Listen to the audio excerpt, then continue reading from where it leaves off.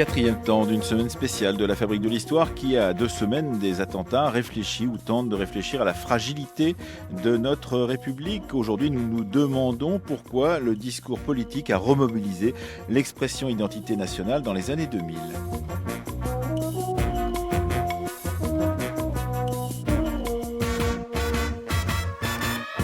Après nous être interrogés lundi sur les contestations de la République, puis mardi sur la décolonisation et l'immigration des années 60 et 70, hier mercredi avoir réfléchi à un retour du religieux dans l'espace public dans les années 90, nous allons donc pour l'émission de ce jour nous demander pourquoi la question de l'identité nationale a ressurgi dans le débat public à partir des années 2000 et quelles ont été les conséquences justement de l'usage de cette expression. Nous le ferons avec Anaïs Kien qui a préparé cette émission avec nous, avec Carole Reynaud-Paligot. Elle sera en direct avec nous depuis les studios de France Bleu Bourgogne à Dijon. Elle est historienne, chercheure associée à Paris 1. Elle a publié un ouvrage en 2011 titré De l'identité nationale, sciences, race et politique en Europe et aux États-Unis. C'est aux éditions des PUF. Yvan Jablonka sera également avec nous. Il est historien, professeur à l'université Paris 13, auteur entre autres d'Intégrer les jeunes qu'on peut trouver en poche aux éditions du Seuil. Et Nancy Green, c'est la troisième invitée de notre émission d'aujourd'hui. Elle est historienne à l'école des hautes études en sciences sociales, spécialiste de la question des migrations et auteur récente des Américains de Paris chez Belin.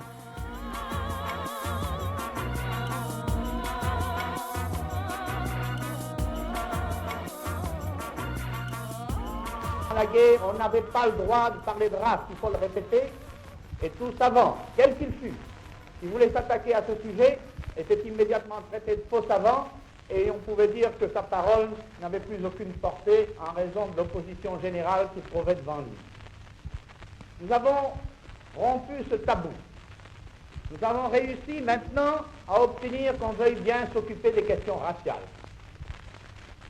Évidemment, ce succès vient dans un moment particulièrement triste. Mais peut-être était-ce le moment opportun. Nous sommes à un moment tragique de l'histoire de notre pays. Il ne nous reste plus rien.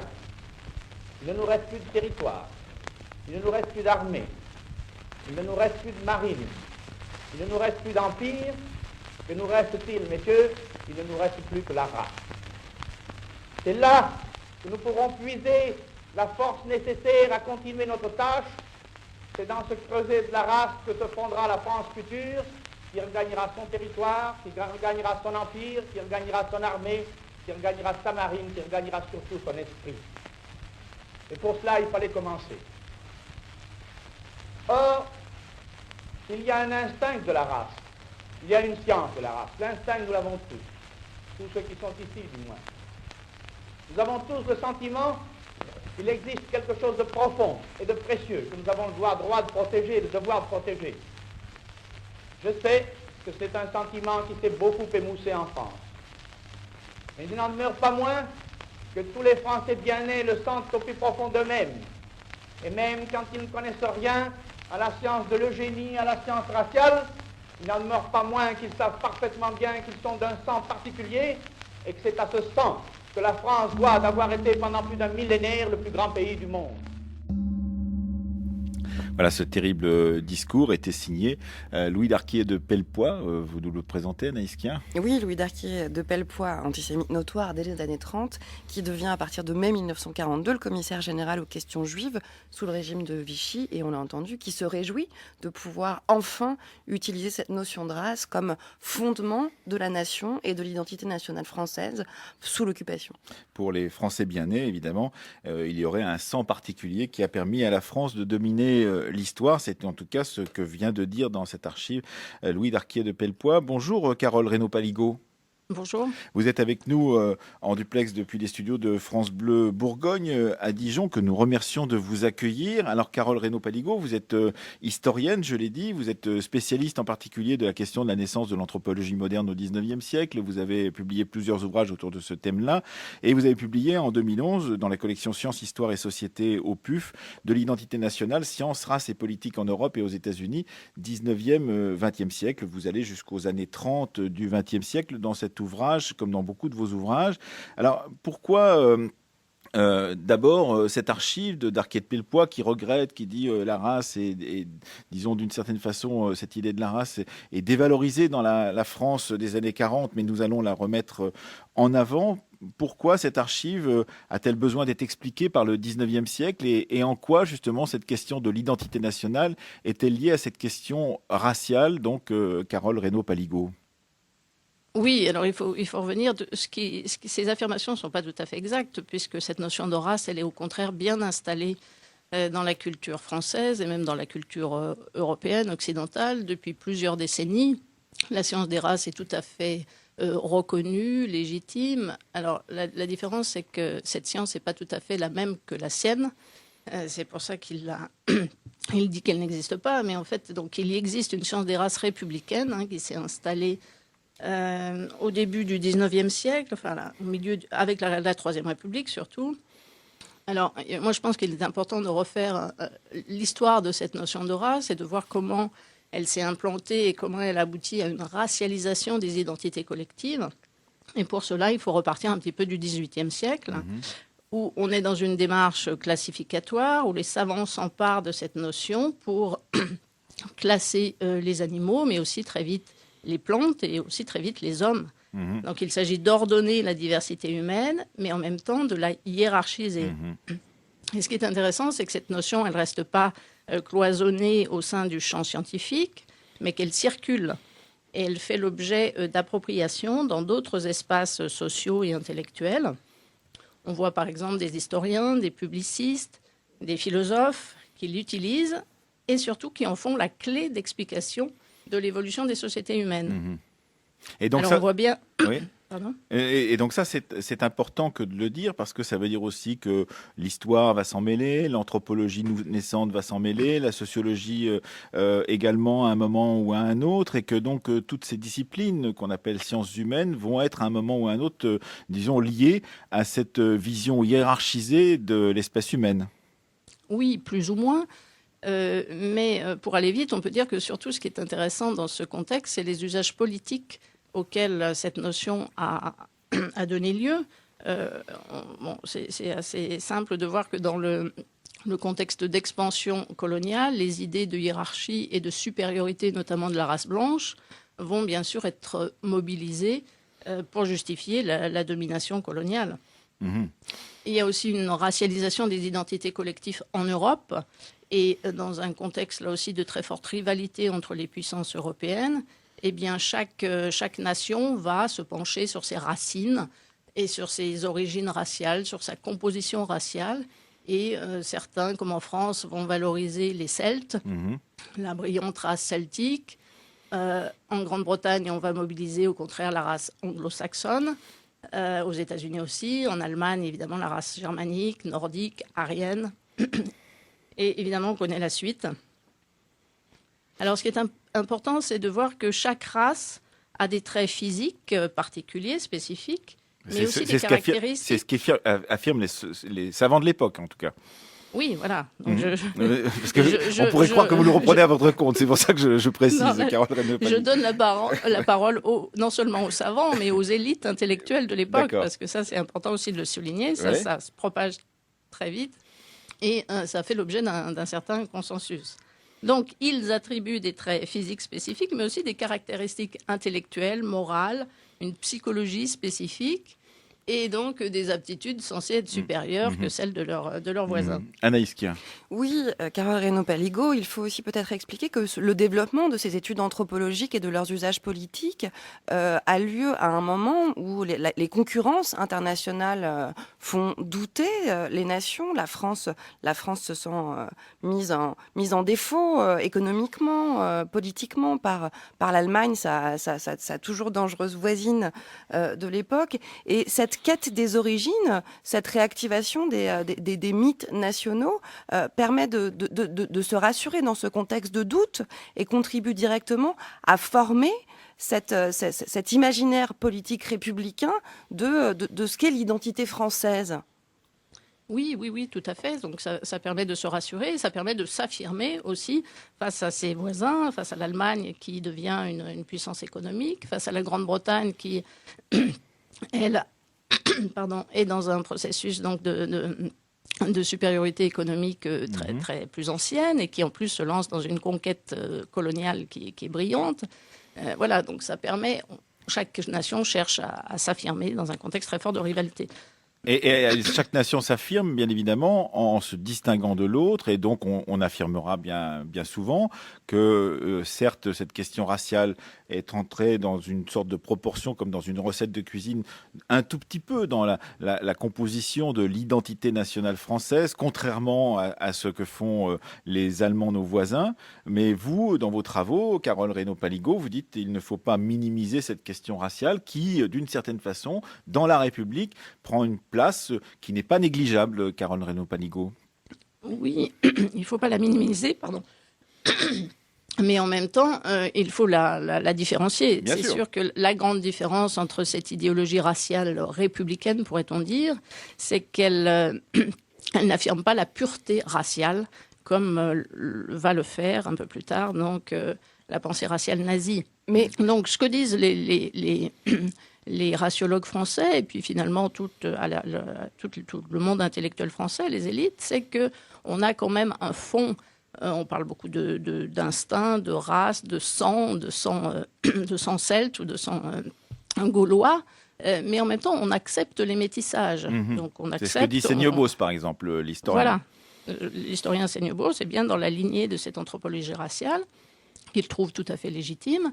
Et il reprend à son compte cette idée que l'Europe est divisée en 3 grandes races. Au nord, la race nordique, grande, blonde, dolichocéphale. Au centre, donc c'est la France, c'est la race alpine, qui est donc la représentante de la civilisation celte, avec des caractéristiques physiques aussi plutôt de taille moyenne, des yeux et des cheveux marrons.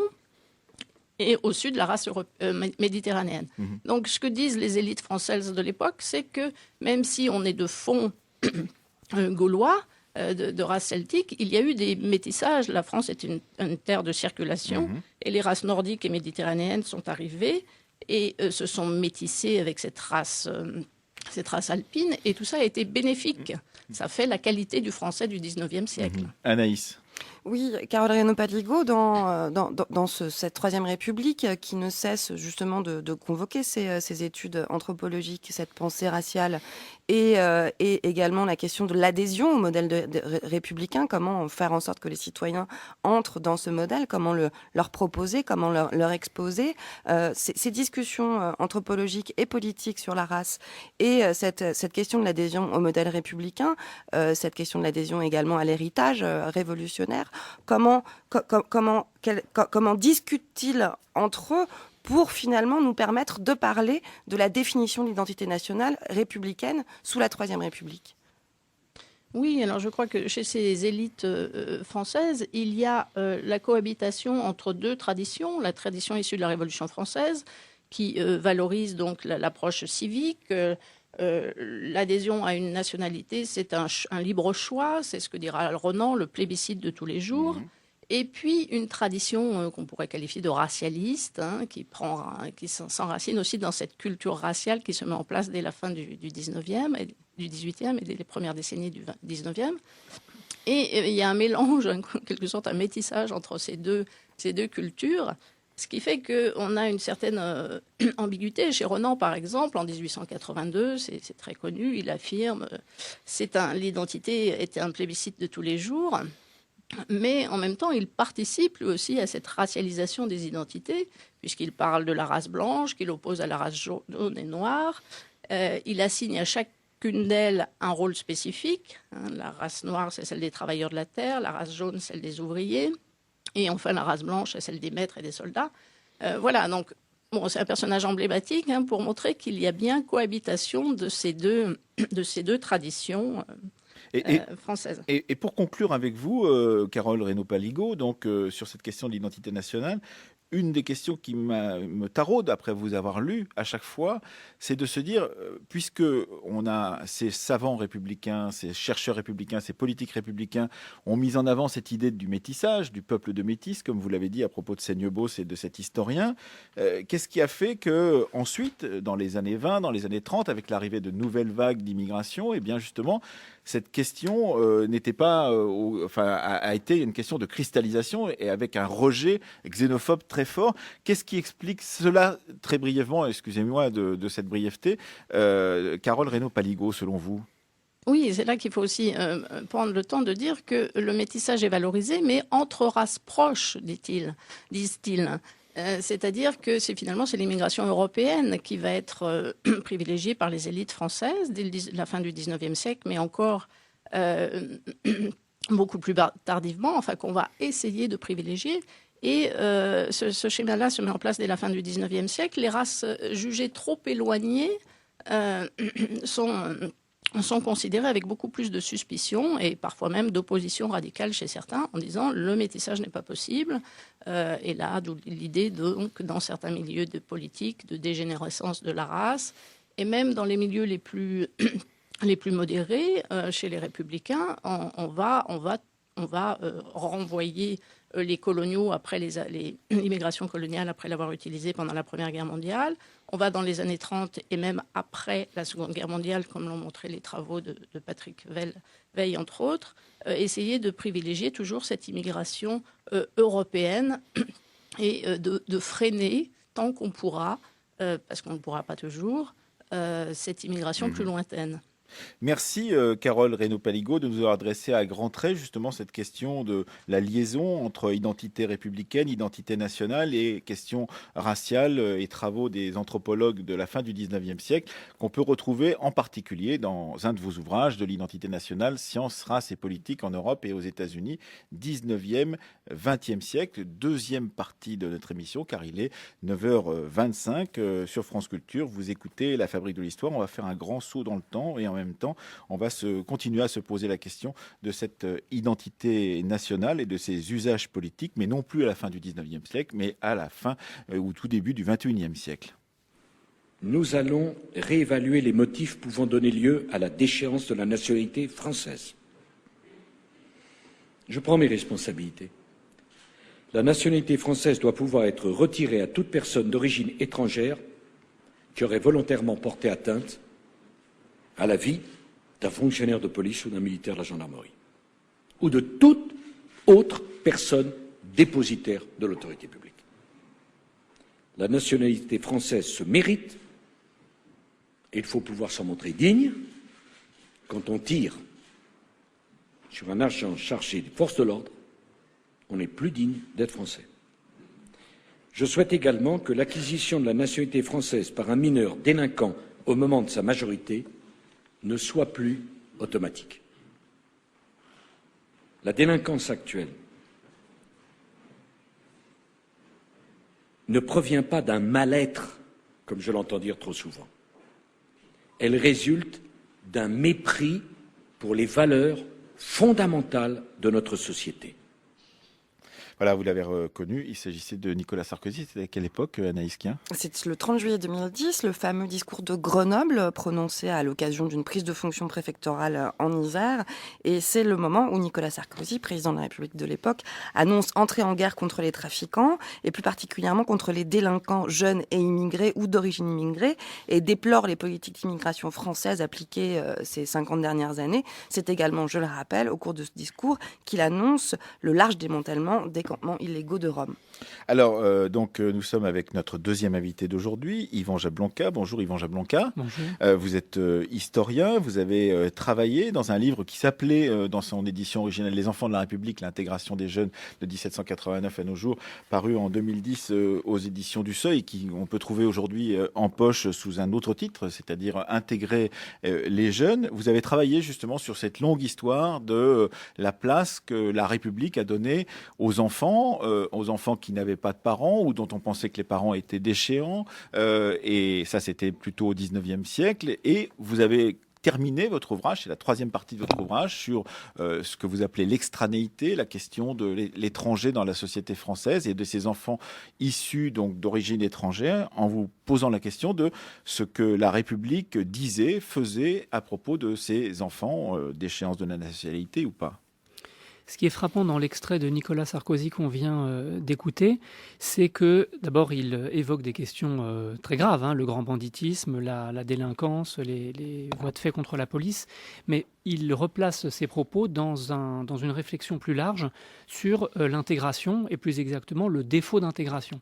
Et il faut mettre ce genre de propos un peu va-t-en-guerre en écho avec d'autres citations, d'autres discours de sa mouvance politique. Et je cite Nadine Morano qui déclare, qui est secrétaire d'État à la famille à l'époque, et qui déclare « Ce que je veux du jeune musulman quand il est français, c'est qu'il aime son pays, c'est qu'il trouve un travail, c'est qu'il ne parle pas le verlan, qu'il ne mette pas sa casquette à l'envers. » Donc je crois que les deux discours se font écho d'une certaine manière parce que c'est un discours plus large sur l'intégration, ou plutôt le défaut d'intégration, avec plusieurs volets.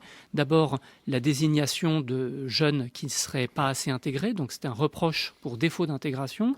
Puis ensuite, l'expression d'un impératif d'intégration, ou plutôt d'une injonction d'intégration. Et puis enfin, quelques mois plus tard, un contrôle à l'aide d'un certain nombre de politiques publiques pour vérifier que le jeune est bien intégré et naturellement, il ne l'est jamais assez. Oui, vous dites d'ailleurs à ce propos, et vous utilisez une expression que je ne connaissais pas, sauf sous votre plume, vous parlez de français factice. Vous dites en fait, on développe depuis les années 70, 80, voire 90 et 2000, donc l'idée qu'il y a des Français, mais que ce sont des Français factices. Vous pouvez développer cette idée, Yvan Jablonka ? C'est une idée qui existe dès la fin du XIXe siècle, puisque l'extrême droite xénophobe parle de Français de papier, c'est-à-dire des Français qui n'auraient que des papiers, mais qui au fond d'eux-mêmes seraient encore de telle couleur, de telle religion, de telle supposée ethnie, etc. Plus largement, c'est l'idée que ces mineurs, même s'ils sont français, même s'ils sont nés en France, ne sont pas encore assez francisés, si je puis dire. Et c'est pour ça que toute cette mouvance politique, toute cette pensée, qui est une pensée républicaine du reste, vise à les intégrer encore et toujours, c'est-à-dire les polisser, les polir, pour qu'ils puissent trouver leur place dans la police, avec un S. La cité. La cité, tout le monde l'aura compris. Donc, c'est l'idée que ces mineurs sont, pour des raisons ou pour une autre, pour des raisons ou pour des autres, insuffisamment francisés, c'est-à-dire intégrés dans la nation. Et qu'il faut donc tout un travail de réhabilitation physique et morale à leur bénéfice, entre guillemets. Anaïs. Et cette réforme, cette assimilation, cette transformation de ces très jeunes immigrés, est-ce que ce n'est pas aussi le territoire de justification du geste républicain en s'attaquant à son ennemi familier, ces jeunes qu'il faut intégrer à la République? La République justifie aussi son processus. Bien sûr, c'est une pensée républicaine. Bien sûr, on est complètement dans la pensée républicaine et j'ai essayé de montrer dans mon livre « Les enfants de la République » que cette pensée naissait tout simplement au début de la Révolution française, enfin au moment où la première République se met en place.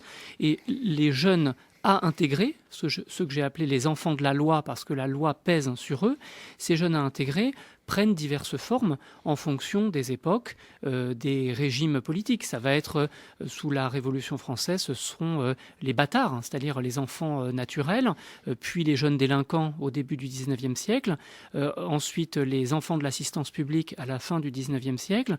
Est-ce à dire que la République a besoin de cet ennemi familier intérieur, jeune, fragile ?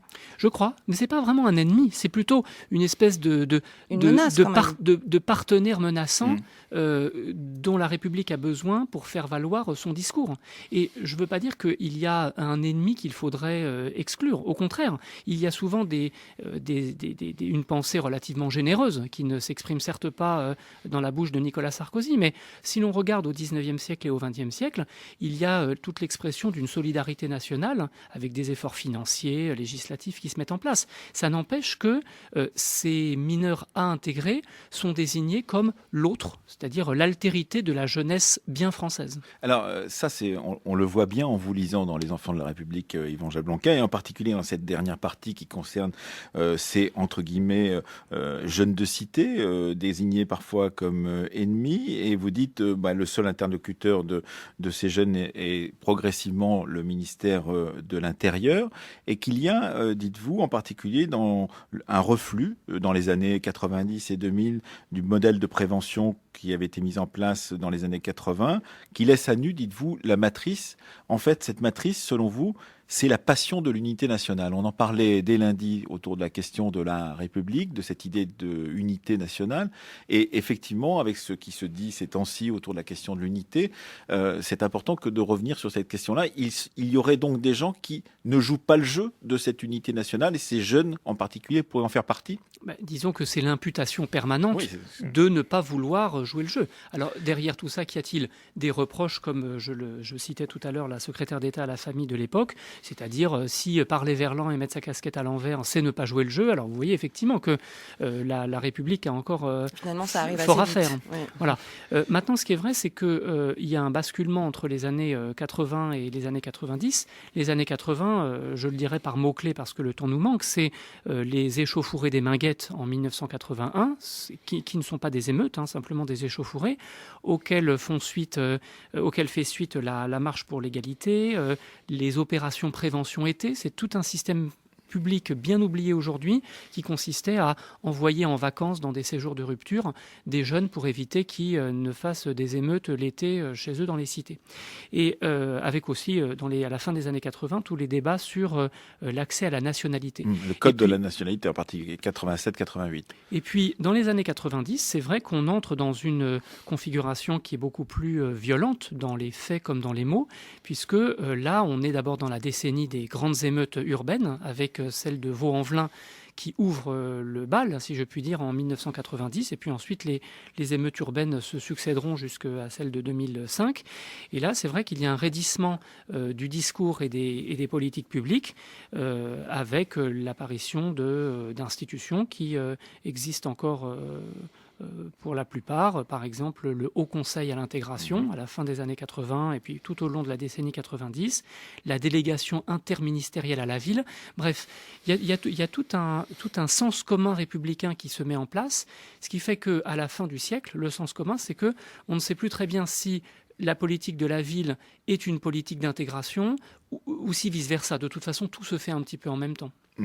Anaïs Kien. Oui, depuis hier soir, on annonce de nombreuses mesures, notamment dans le cadre scolaire, prises par le gouvernement pour contrer finalement ces phénomènes de marginalisation qui viendraient des banlieues. Donc on annonce le renforcement de l'instruction civique, le retour des cours de morale nommés directement comme cela à l'école. Finalement, la République, à ce moment-là, aujourd'hui, montre de nouveau qu'elle reprend ses chevaux de bataille et qu'elle a de nouveau nécessité à se défendre elle-même et à se définir elle-même peut-être auprès de ces jeunes. Yvan Jablonka. D'abord, ce qui me semble important de souligner, c'est qu'il y a une grande différence il y a un grand écart entre les discours ministériels et la réalité du terrain de l'enseignant dans une banlieue parisienne ou dans une banlieue de Marseille ou de Lyon.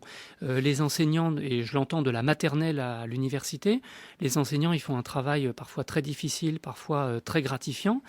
Et c'est vrai que l'école a un rôle important à jouer dans ce qu'on appelle, au sens large, les valeurs de la République, qui sont la tolérance, la connaissance mutuelle, les principes de la laïcité, la lutte contre l'antisémitisme et, pour l'histoire, puisqu'on parle d'histoire, l'enseignement de certaines périodes, l'esclavage, la colonisation, la Deuxième Guerre mondiale et la Shoah en particulier. Maintenant, ce qui est vrai, c'est qu'il y a une insistance particulière sur l'école, dans ce discours de l'intégration, sur l'école et à l'intérieur de l'école sur l'éducation civique. Ça, c'est une espèce de mythologie qui nous vient directement de la Troisième République, comme si on pouvait infuser l'amour de la République directement dans le cœur des enfants. Alors, bon, c'est vrai sans doute que beaucoup de choses se passent à l'école, mais enfin, tout ne s'y passe pas là. Il y aurait beaucoup de choses à faire aussi dans le monde du travail, dans l'accès au travail, dans le respect de la part de la police, ce qui se passe dans les prisons. Et puis, on attend aussi qu'un président de la République exprime sa fierté pour la jeunesse de France et pour les jeunes issus de l'immigration. Rêvons à ce genre de discours. Oui, vous dites en fait qu'on est passé dans les années 70 de l'altérité sociale, justement, du regard de la République sur ces jeunes, une altérité sociale, c'était des questions de société qui étaient mises en avant, à l'altérité raciale. Et vous posez une question pour conclure peut-être avec vous, Yvan Jablonka, une question importante. C'est pourquoi dans une République qui se dit que l'ethnicité n'a pas le droit de citer, eh bien on continue encore à dire des jeunes d'origine maghrébine, par exemple. Et hier, nous recevions Abdelali Hajat et avant-hier Nassira Ghainif qui ont signé un texte publié sur Mediapart qui reprend un terme très simple, celui de Du Bois, donc grand penseur du début du XXe siècle aux États-Unis autour de la question noire en 1903, qui disait « Qu'est-ce que ça fait d'être un problème ?» Il y a en effet des constructions sociales de problèmes. Et au XIXe siècle, j'ai dit, c'était les jeunes délinquants, les enfants abandonnés ou les bâtards. Depuis la fin du XXe siècle, c'est la construction d'un autre problème à la frontière des cités d'habitat populaire, de l'extranéité, c'est-à-dire de l'origine non nationale, de l'immigration. Donc, et à la rencontre de tous ces faisceaux, il y a le jeune de cité qui est un petit peu le fantôme de très nombreux discours politiques. Je terminerai en disant que derrière tout ce discours de l'intégration, avec ses imputations, ses injonctions et parfois ce mépris, il y a une forme de regret de la Troisième République. On oublie que la Troisième République, ça n'a pas non plus été l'âge d'or que certains réactionnaires disent aujourd'hui. La Troisième République, c'était aussi un système scolaire très inégalitaire, un blocage social, l'infériorité juridique et politique des femmes, la colonisation, bien sûr.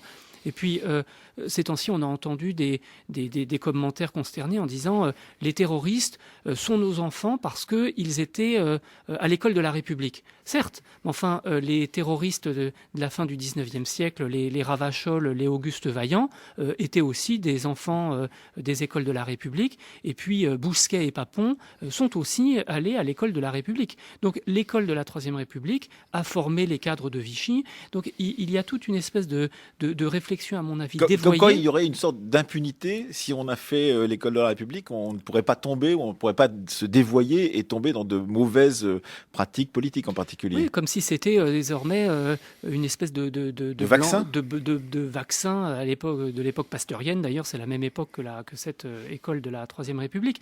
Et là, je crois qu'il y a aussi beaucoup de choses à changer. Et dans la vision même de l'école et naturellement des jeunes qui la fréquentent. Merci Yvan Jablonka. Je rappelle que votre livre, qui était paru d'abord sous le titre des Enfants de la République, qui s'appelle maintenant Intégrer les jeunes, est disponible donc en librairie dans une collection de poches au Seuil. France Culture, la fabrique de l'histoire, Emmanuel Laurentin.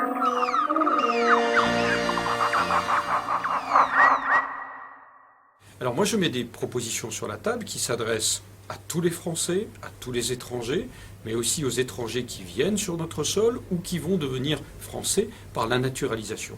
Donc je soumettrai sur le site un certain nombre de propositions, mais je ne veux pas les figer d'entrée. Ce qui m'intéresse, c'est que les Français se saisissent de ce débat, qu'ils disent au fond qu'est-ce que c'est être Français aujourd'hui. Et la question que je leur pose, c'est pour vous, qu'est-ce que c'est être Français aujourd'hui? Et ce qui me fait plaisir, c'est que depuis que dimanche soir j'ai lancé ce débat, j'entends sur toutes les radios, dans les émissions, les auditeurs se saisir spontanément. Ils disent, mais c'est bien qu'on nous donne la parole, c'est bien qu'on dise pourquoi nous sommes attachés à notre pays, quelles sont les valeurs. Alors les valeurs, vous les connaissez, liberté, égalité, fraternité bien sûr, mais aussi la laïcité, aussi l'égalité homme-femme, aussi peut-être les services publics à la française, parce que ça fait partie de notre histoire, une forme de solidarité. Dire d'où l'on vient, ce que sont nos valeurs aujourd'hui, pour se projeter dans l'avenir, préparer l'avenir. Voilà, c'est une archive qui date de quand, Anaïs? De l'automne 2009. Alors, donc, il s'agit d'Éric Besson qui succède depuis quelques semaines au ministère de l'Immigration et de l'Identité nationale à Brice Hortefeux et qui lance en ce début d'automne le grand débat sur l'identité nationale promis par le candidat Sarkozy deux années plus tôt lors de son élection. Donc, je vous ai proposé d'écouter Éric Besson. J'aurais pu puiser une nouvelle fois dans les discours de Nicolas Sarkozy. Par souci de variété, j'ai pris Éric Besson, qui est un petit peu aussi une figure intéressante pour nous, car c'est un ancien socialiste qui travaille à ce moment-là dans un gouvernement de droite. Alors, Nancy Green, bonjour. Vous êtes avec nous à la troisième partie de cette émission. Qu'est-ce que vous avez analysé, vous, en tant que historienne des migrations, spécialiste de la comparaison en particulier entre la façon dont les migrations ont été vécues sur le territoire américain, d'où vous êtes originaire vous-même, et puis sur la France, donc au 19e et au 20e siècle. Qu'est-ce que vous avez perçu de la réémergence dans les années 2000, autour de ces élections du milieu des années 2000, du discours sur l'identité nationale? Qu'est-ce que ça vous, comment ça vous a parlé d'une certaine façon en tant qu'historienne longue justement de ces questions-là, Nancy Green?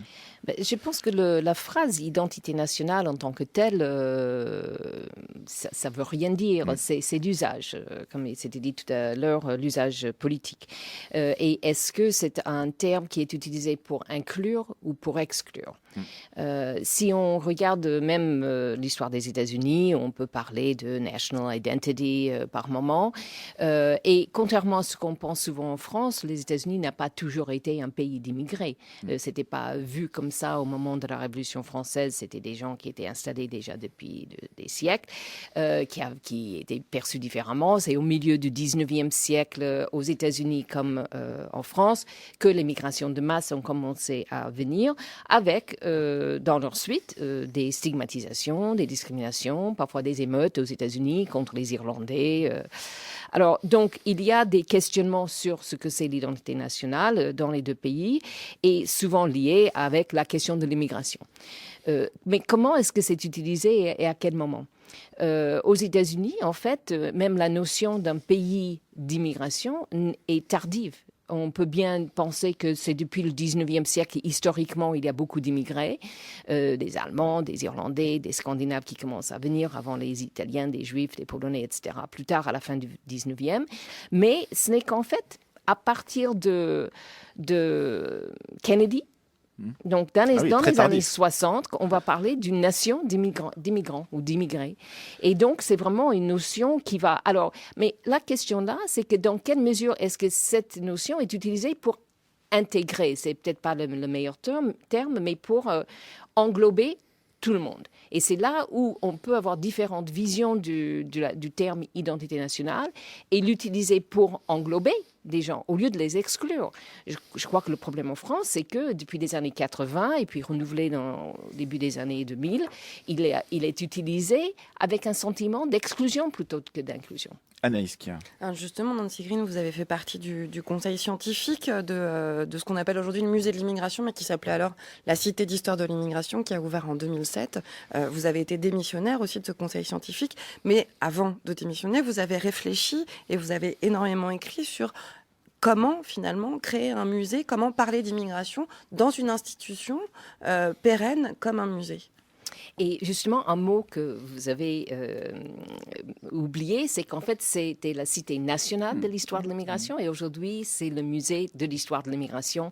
Et il y a eu des discussions à l'époque, est-ce que le mot national était nécessaire d'ailleurs, bien que c'était pour dire que c'était tout le territoire et toute la France incluse, mais c'est vrai qu'il y avait la conscience que ça pouvait semblait nationaliste et c'était ça un peu le problème. Et puis peut-être la conscience aussi de figer l'état d'immigration, c'est-à-dire un statut qui vous suit perpétuellement toute votre vie, mais aussi à travers les générations. Ben oui, parce que c'est vrai qu'en France, quand on parle de la deuxième génération de l'immigration... Voire de la troisième maintenant. De la troisième, on dirait aux États-Unis, c'est la première génération des Américains. Donc, il y a aussi des façons de désigner cette deuxième génération qui seraient moins stigmatisants.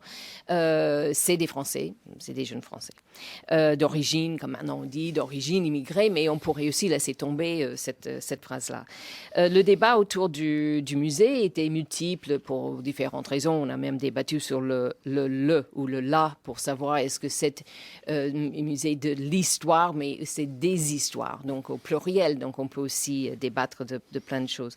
Mais la question était effectivement, il y a eu différentes critiques. Est-ce que ça va figer l'objet de le muséifier? La réponse était de muséifier était aussi de glorifier ou au moins de mettre en avant les apports de l'immigration en France, qui fait partie intégrale de l'histoire de la France depuis plus d'un siècle et demi. Donc, sinon, on parlait même des apports des étrangers dans les périodes plus lointaines. Donc, donc pour ma part, je pensais que cette question de muséification n'était pas un problème. Est-ce qu'il faut un musée de la colonisation? Autre débat, et que pourquoi pas. Déjà, c'était tellement difficile d'avoir un musée de l'immigration. Je pense que c'est pas pour tout de suite que la France va créer un musée de la colonisation. D'ailleurs, aux États-Unis, c'est pas un musée de l'esclavage qui a été créé récemment, mais un musée africain-américain. Donc aussi pour mettre en avant les apports de toute une population qui était certes à l'origine venue de force. On voit aussi dans ces débats autour de 2007, autour de cette question d'un ministère de l'immigration et de l'identité nationale, autour de cette démission que vous avez faite, cette idée que les chercheurs seraient, disons, d'une certaine façon, des grands naïfs qui n'auraient pas une vision, les universitaires qui travaillent sur ces questions-là, qui seraient des historiens, qui seraient des anthropologues, qui seraient des sociologues, auraient une vision, disons, d'une certaine façon un peu naïve de cette question de l'immigration, seraient distants par rapport à la réalité et n'auraient aucun enracinement dans une sorte de France réelle. Je trouve que c'est intéressant de dire que ça a été une des questions de cristallisation entre les chercheurs comme vous, Nancy Green, et puis le discours politique ambiant. Il y a deux choses. Il y a notre démission face à c'était pas contre le musée, au contraire, c'était pour le défendre et de ses buts, parce que c'était contre la création de ce ministère qui liait... De l'identité nationale. Voilà, de l'immigration, intégration, identité nationale et du co-développement au début. Après, c'était développement solidaire. Et parce que tous ces mots mis ensemble semblaient exclure plutôt qu'inclure, puisque l'immigration, c'est un fait, l'intégration, c'est un vouloir de la République, de vivre ensemble, ce qui est très bien, mais l'identité nationale, ça renforçait dans sa connotation politique de l'époque, et encore aujourd'hui, ça a parfois une connotation, en fait, où on s'intègre, où on est exclu. Alors, ce qui est... Et puis, co-développement, c'est qu'autant que les gens devraient rentrer chez eux. Donc, il y a dans cet ensemble un sentiment d'exclusion. Mais je pense qu'une autre faille en fait, du concept de l'identité nationale, outre que moi je pense que c'est redevable d'une certaine manière, c'est que quand dans son usage neutre, mais pas politique, c'est qu'on oublie que des gens et même des pays ont des identités multiples. Et de penser qu'on ne peut avoir ou une identité d'origine ou une identité nationale, je pense, est illogique. Et je pense qu'on n'est pas des grands naïfs, pour le dire. Non, mais vous ne l'êtes peut-être pas, mais on vous a accusé de l'être. Et parce que, aussi, a pris cette question de l'identité nationale, même si ces débats organisés par Éric Besson n'ont pas eu le succès qu'il escomptait, le discours, l'ambiance, les papiers de presse, les tribunes dans les journaux ont tout de même valorisé cette question, que c'était une question légitime et donc qu'elle était redevable et que les chercheurs qui, d'une certaine façon, la nuançaient, la mettaient à distance, eh bien, n'avaient rien compris à la société française telle qu'elle était à la fin des années 2000. Nancy Green, qu'est-ce que vous pensez? Je pense qu'il y a une notion qu'on n'a pas, le mot on n'a pas encore utilisé ici, c'est diversité, la diversité de la France qui a toujours été. Ça fait partie de l'histoire de la France et de comprendre, les historiens peuvent aider à cela, et c'est une façon aussi de comprendre ce qui est la société actuelle.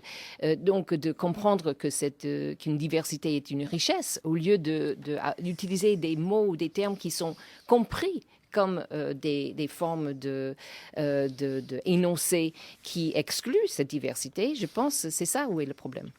Anaïs Kia. Oui, Nancy Green, vous avez été 8 historiens à démissionner en 2007. Ce musée d'histoire de l'immigration ne sera pas inauguré avant décembre dernier, 2014, puisque Nicolas Sarkozy refusera de l'inaugurer lui-même en 2007.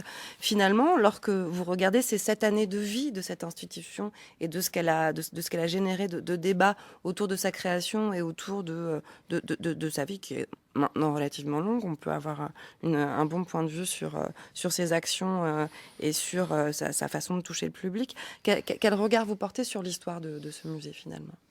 Alors, je pense que c'est très bien que ce musée existe. Il a été mené, entre autres, par Jacques Toubon, qui est maintenant défenseur des droits, où on a vu qu'il tenait non seulement à ce musée, mais aussi à la notion que l'histoire et les historiens pouvaient apporter quelque chose. C'était réconfortant, il faut dire, pour les historiens.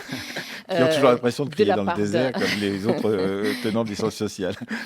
Mais notre démission collective, donc contre l'idée de ce ministère, j'ai appris personnellement donc les finesses, c'est pas seulement de la langue française, mais la différence entre ouverture et inauguration, parce que j'ai vu qu'on pouvait bien ouvrir le bâtiment et ne pas faire des petits fours et avoir l'inauguration. Et donc, effectivement, c'est fait maintenant depuis peu. C'est un peu amusant d'une certaine manière de voir comment la vie d'une institution peut avoir différents moments clés, mais à 10 ans ou 7 ans d'écart. Je pense que c'est très bien que ce musée existe pour montrer quelque chose qui est fondamental, qui fait partie tout simplement de l'histoire de la France. La critique venant un peu d'une américaine, c'est que peut-être c'était trop axé même sur l'assimilation, qui est un terme maintenant critiqué aux États-Unis, dans le sens où on attend peut-être plus de montrer la diversité en tant que telle.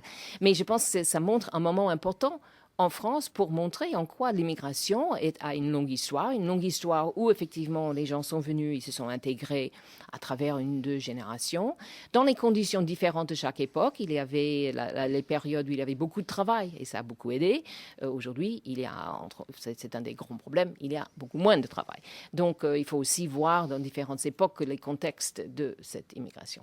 Alors, vous avez connu en tant qu'américaine les réactions à ce qui s'était passé le 11 septembre 2001. On a parlé, avec ce qui s'est passé récemment, d'un 11 septembre français.